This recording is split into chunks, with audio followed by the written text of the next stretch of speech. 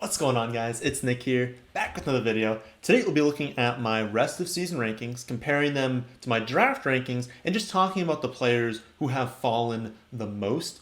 This is going to be a weekly video every Tuesday, so make sure you're subscribed so you don't miss it. But moving forward, it's going to be on a rolling 2-week basis. So next week, we're looking at fallers this week. We're going to look at risers next week, and we're not going to compare back to draft rankings. We're going to compare their value after week 4 to what it was after week 2 to see who has risen the most in value over the last few weeks. And then in week 5, we go back to fallers, look at the biggest fallers since week 3, and so on. Hopefully that makes sense. If not, just listen back. I think it will.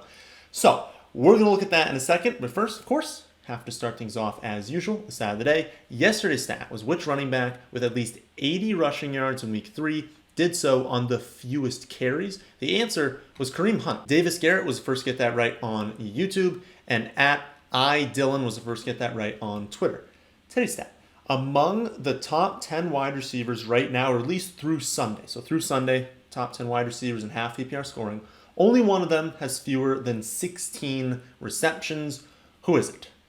All right, so let's start off with wide receiver and quarterback again, because there's very little to kind of go over here, and there's very, very little to go over at the tight end position. Only 2 of the top 20 tight ends have dropped more than 2 spots, and realistically 2 spots is very, very minimal. So I went with 3 for a cutoff here, and it only brings up 2 tight ends we can even talk about, simply because we know who the good tight ends are, but it's Robert Tonyan, Mike Gesicki are the 2 that have dropped. We see Tonyan drop down 3 spots to the tight end 10, and then Gesicki is down 5 spots to the tight end 15. But again, I say there's nothing to really go over here because this whole range of tight end 10 through 17, they're all basically the same, right? Again, nothing has surprised us so far, maybe besides Gronk from the tight end position this season. You've got Kelsey at the top, you've got Waller behind him, and then that grouping of Hawkinson, Pitts, and Andrews. Another group, again, this is the one surprise, Gronk is in there with Higbee next if he can stay healthy. And then just a bunch of guys after that who are all going to score some touchdowns, have some spiked weeks, but in general be in that 6 to 10 full PPR point range. Not that great. But again, Gronk's been the biggest surprise. This is a followers video, so I won't go over him. And then Gesicki, Tonyan, they're just dropping down a little bit. Gesicki because of the injury to Tua, and then Tonyan just because he's a little bit less involved than we thought he was going to be this season. But again, no major changes at the tight end position as far as followers are concerned. At quarterback, very, very similar story. You've got the 5 elite quarterbacks we knew were going to be elite: Mahomes, Kyler, Josh Allen, Dak, and Lamar. Then a tier below them, you've got your Jalen Hurts, your Brady, Wilson, Rodgers, Herbert, Stafford, just what we expected to happen. Then just a bunch of guys after that you could be streaming, you could be filling in. The 3 that have fallen are Tua, Fitz, and Matt Ryan. Obviously Tua and Fitz because they're hurt, and then Matt Ryan because he's just dust at this point. Big Ben would have cratered, but I already had him as the quarterback 25, so you can't fall that much when you're the quarterback 25. He's still a starting quarterback. But yeah, I just wanted to make sure I mentioned him because he's also dust. We have our dust quarterback takes there. The real changes come at wide receiver and running back. So we're going to start off with wide receiver. I've got 6 big movers for you. First up's Calvin Ridley, down 6 spots to the wide receiver 9. Thought he was going to have a phenomenal season, but I didn't think Matt Ryan would take this much of a step back. He took a step back last season, and I thought that would continue, but he has simply just fallen off a cliff. Ridley's catch rate is fine. His targets are there. He's getting peppered with targets, but Matt Ryan isn't pushing the ball downfield, and so we see the ADOT drop, right? If Ridley was maintaining his career ADOT, what he's been doing throughout his career, he'd be crushing on the volume he's getting. But in his rookie season, he sees 10.2 yards per target, 13.4 as a sophomore, 14.3. His ADOT's down to 8.8 this year. That's a big issue because if he's not getting these deep looks, he's not having these spiked weeks. So it's going to take him much more receptions, much more targets to do well. Because again, it's not like he's not catching the ball. It would be one thing if he was getting 10, 11, 12 targets a game and he's only catching a few of them. We're like, oh, he's going to hit eventually. He's catching them. It's just that these targets are not high upside targets. And when you also consider they're averaging 16 points per game, including 23 combined points against the Eagles and the Giants, those are not elite defenses. Like, now the touchdown upside is lower as well. So we thought the touchdowns could be there. We thought the targets would be deep downfield. They're not happening. Smaller touchdown upside is lower touchdown upside, less upside per reception. It's not good. So he's still low in wide receiver 1. But if this continues, like this offense continues to score 16 points per game, which they're not going to, they're going to improve. But if they keep looking this bad, he might need to drop into like more of a high end 2, which would not be good. Next up, we have Mike Evans. He's dropped down 9 spots to the wide receiver 22. A note on this though, like pretty much all the wide receivers 17 through 25 are very, very close to each other. So this isn't like that big of a drop. It could only be a few spots. And he is coming off 2 really, really nice weeks. He's now up to the wide receiver 16 on the season. But part of that, part of like last week's decent game was they were playing from behind, so they had to throw the ball more than they'd like. And then they were without Antonio Brown, right? Most weeks, Brown's going to be back. Most weeks, they're going to be playing from ahead. And so he's not going to see as much involvement as he did last week. So still a very valuable guy to have because we know the weekly upside is there, and we always, the data has shown us, you always have to lean towards players with a high weekly ceiling because every single player has a floor of 0. All players can bust, and so you want to be rostering those players who can spike for 30 because that gets you wins. And when you can have one player on your roster that can just get you a win, that's huge. The problem is, I do think that moving forward, we're not going to see as good of production as we've seen the last 2 weeks. And so slightly less valuable. Had him as more of like a high-end wide receiver 2. I think he's more of a mid to low-end wide receiver 2 at this point. But if the production continues, I'm going to move him back up to high-end 2. Someone that's did move down as well is Robert Woods, down 13 spots to the wide receiver 27. I wish I had known that Matthew Stafford and Cooper Kupp had breakfast each morning together. I'd have moved Kupp up the rankings for the breakfast narrative. But like honestly, it just seems that Kupp is clearly the one. Like it's not something where it's like, something with like Lockett and Metcalf, right? We talked last week about how they were getting the same number of targets. And like Metcalf's obviously like insane. He's a fantastic wide receiver. It's going to come, right? There's going to be weeks where Metcalf goes off, and it happened this last week, right? But that's not really the case with Woods and Kupp. Like Woods is obviously going to have his weeks, right? But it's very clear Kupp's the one. The run game, I would say, is second priority on this offense. They would, in general, like to have a quality run game, be using the running backs on the ground in the receiving game. And then they're also going to take deep shots with like Tutu Atwell at times, but a lot with Deshaun Jackson. They're going to mix in Tyler Higbee. And so there's less volume to go to Woods. And that's like, even in a game that we just saw, like you can say the first 2 weeks they had lower production than we'd expect from a passing volume standpoint. I understand that. But this last week, it spiked, and it didn't really for Woods. It's very clear he's like a secondary or tertiary option on the offense. And so for me, he's much more of a flex now than wide receiver 2. Chase Claypool also decreased simply because Big Ben is dust. He's down 9 spots to the wide receiver 32. Claypool's been great though. He is clearly a very, very good wide receiver. He could have a breakout season on pretty much every other team. Like maybe not the Jets, maybe not like a handful of other squads. But I would say there are like 20 teams out there that Chase Claypool would break out on. So it's unfortunate that Big Ben has looked this bad. I genuinely never thought that Big Ben would look this bad. Like he might be one of the 5 worst quarterbacks. I don't want to say in the NFL because they're backup quarterbacks, but like he is probably not in the top like 30 quarterbacks right now. And that's just absurd. That's fine for the value of Najee Harris, of Deontay Johnson, because it means just a million dump offs for them. And we just saw Harris get, 14 receptions last week? Like, obviously, these two are going to do great. But Claypool gets his value on deep shots, on touchdowns. And Ben can barely walk, never mind throw the ball more than 10 yards downfield. So Claypool, more of just a really high upside flex option, even with this injury to Juju, which as of right now, I don't know the severity of it. But even with that, I mean, unless Juju's out and Deontay's out, like Claypool, it's really difficult for him to truly break out because Big Ben is so bad right now. Brandon Aiyuk, next up, down 16 spots to wide receiver 37. Although, as we discussed, he is working his way back into the offense after the hamstring injury. His snap percentage has gone up 47% to 54% to 86% this last week. Got his 6 targets, scored the touchdown, should have had 2 touchdowns.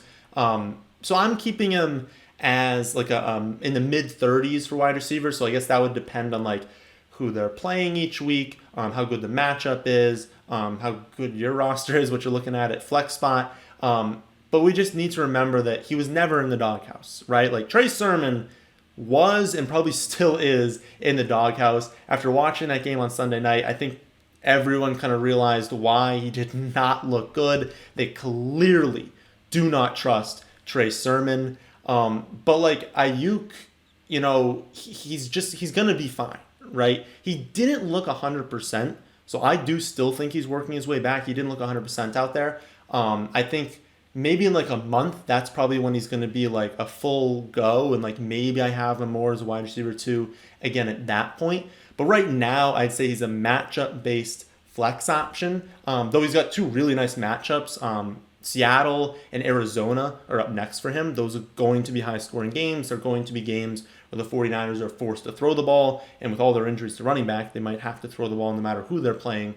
So I think we might be able to start him in each of those weeks, which is exciting for people who draft him. I actually had to start him this last week. Wasn't expecting to, didn't want to. So I wasn't like, predicting this touchdown.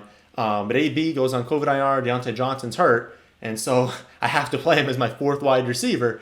So I'm glad he finally scored a touchdown, finally did better. Last wide receiver we'll go over before we touch on the running backs is Laviska Shenault. He is down 18 spots to wide receiver 47. This is something that I feared would happen during the middle of summer. It was kind of a roller coaster with Laviska this summer. So I started off high. Then for a good chunk of the summer, I dropped him a lot, like well below ADP and ECR, because I was fearing that, like, what if Marvin Jones is good? Like, they went out, this new coaching staff, we don't know how they're going to use him. They brought in Marvin Jones, clearly they like him. But then I kind of jumped back on the Laviska bandwagon, kind of towards the end of summer, had him much closer to ADP. But this really just looks like an offense where they're going to split the production. They're going to use Jones, they're going to use Chark, they're going to use Laviska. All those guys have between 20 and 28 targets. It's actually Jones and Chark with the 2 touchdowns, although touchdowns are random. They could spike for Laviska at any time. I think better days lie ahead for Laviska just because he's very, very talented. And obviously Trevor Lawrence is talented. So I think over the next few seasons, he's going to be good. He's going to be a very, very good wide receiver and someone we want in fantasy. That's more long-term value. I think in the short term, it might take a little longer for Lawrence to get fully comfortable. He doesn't look fully comfortable right now, which is what you should expect. His rookie quarterback still looks much better than Fields looks much better than Lance looks right now. Looks a lot better than Daniel Jones, even though Daniel Jones looks quality. Like Lawrence still looks really, really good, but he'll be better in the future. And so I think we have to drop Laviska's value because we thought there was a chance he'd be the one. Clearly not the case at this point. On to running back, where we're going to start off with Zeke down 7 spots to the running back 12. But I want to note that, like, obviously I have to record this the day before the videos go up. And so I haven't seen the Monday night game yet. So I'm literally missing, a third of the season. But I just wanted to mention he's the biggest faller in the first round, down again 7 running back spots to the running back 12. But again, like, that could change. Like, does he get a ton of touches tonight? Like, I still think I posted a video on TikTok. Follow me on TikTok, link in the description. I posted a video on TikTok kind of going over how I think about this Zeke and Pollard split. But the general consensus is, like, this isn't a fluke. Like, they clearly want to get Pollard involved. And so I'm not expecting tonight Zeke to go out there and get 95% of the workload and, like, Pollard's just, like, riding the bench, right? That would surprise me a lot. And so we'll talk about it when we go over the running back start sits. Maybe we talk about it in the running back trades video. But I just wanted to mention, as of right now, he's a big faller, and then I'll see what happens tonight. And you can just look at the updated rest of season rankings, honestly, when you're done watching this video. Next up, we've got Jonathan Taylor. Not a whole lot of movement, but he is down 3 spots to the running back 10. Marlon Mack was inactive this last week, so that's a positive for Taylor. His value was going to go down if they kept making Mack active. The issue is Wentz can't seem to stay healthy. Like if it's not the ankles, it's something else. Like it's just always something with Wentz, and the offense obviously suffers when the quarterback is hurt. It's just, a function also of there just being a lot of really good running backs. Like it's not saying he's bad. He's down 3 spots to running back 10. He's the 10th best running back in fantasy football. That's really good. There are just other running backs that have kind of leapfrogged ahead of him. I just wanted to mention, like, his upside is capped if the offense around him is falling apart. Like, Pittman has been phenomenal. He's been exactly what we've kind of expected. And if Wentz can stay healthy, Pittman's going to have a huge year. And I think Taylor can still have a really big season. But I would say that I'm just like holding. I'm not buying Jonathan Taylor. I'm not selling him right now. I'm holding him if I have him, and I'm just seeing what happens if I don't have him. I don't have a strong take on if he's a buy low or a sell high right now. I just think that like if someone is willing to part with him for a running back 2, I still have him as a low end 1, so take that. But I'm not going out there and trying to like send a bunch of trade offers for Taylor because I think his value has decreased from what it was to start the season because of Wentz. Next up, we have Antonio Gibson, down 5 spots to running back 15. This is another one where the offense around him is taking a hit. Heineke is fine, but Heineke is never going to elevate an offense. Curtis Samuel being out also, it takes away receiving threat, and so it just makes the offense not as strong. And when the offense is weaker, that hurts the running backs, right? There's less scoring opportunities. There are less things or fewer things for the defense to take away, and so they can focus a lot more on Gibson. If they can get Fitz back, when Samuel comes back, that's going to help Gibson, obviously. But right now, we don't know when that's going to happen. We're not 100% sure if Fitz is going to return. We're not 100% sure Curtis Samuel will return in the short term. Bad news if we're having all these negative game scripts for Gibson. We saw the upside. He had the 73-yard receiving touchdown. But aside from that one play, he had 3.1 fantasy points. That's not good. That shows a very, very low floor, something we weren't 100% expecting this season. I'll say this, though, again, when those guys come back, it's going to be very positive. And even looking at it right now, like everyone is disappointed if you drafted Antonio Gibson.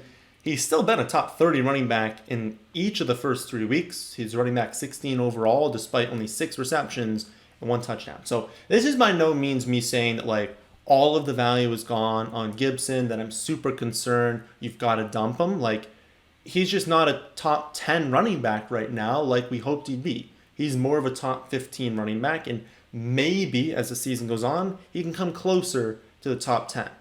But running back is very, very thin, and he's still getting a lot of touches, still has touchdown upside, still has big play upside, so he's still valuable. Just, again, not as valuable as we thought.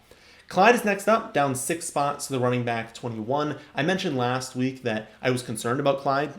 He did respond, 100 yards and a score, really nice, encouraging to see. Ultimately, I still don't have a good feeling about Clyde, which is weird because like he's in such a good spot, right? He's the lead back on the Chiefs. He still has a really nice share of their running back opportunities, of their running back touches, of their running back snaps.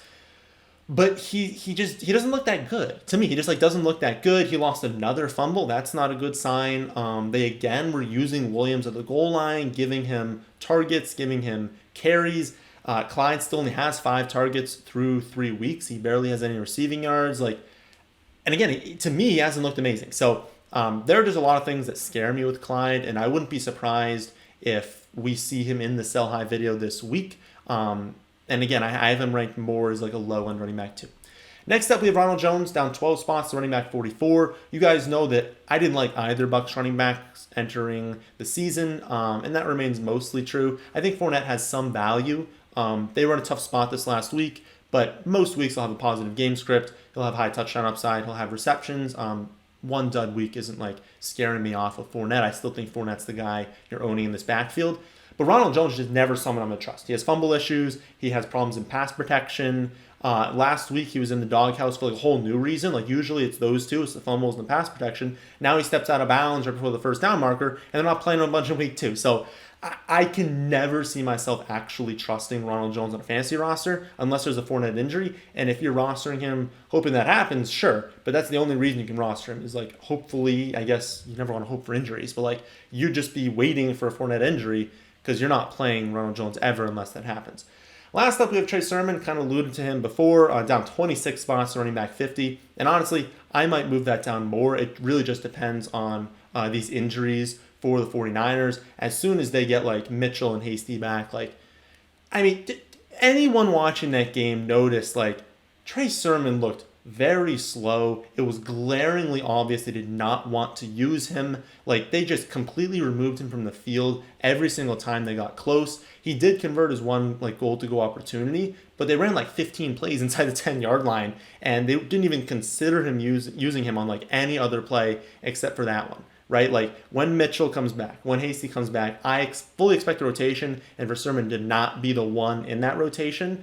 And given that he didn't play well, even when, like, he was the only back they put on the field. Like, they had Juszczyk out there, but the only running back they used was Trey Sermon, and he still didn't do all that good. When there's other running backs out there, he's just not going to have much value. So I am not on Trey Sermon at all anymore, which is wild to think. If you thought in the offseason that Moster would get hurt in week 1 against Detroit, and then you told me that he was basically the only healthy running back in week 3, I'd be like, oh my goodness, he's a top 10 running back, right?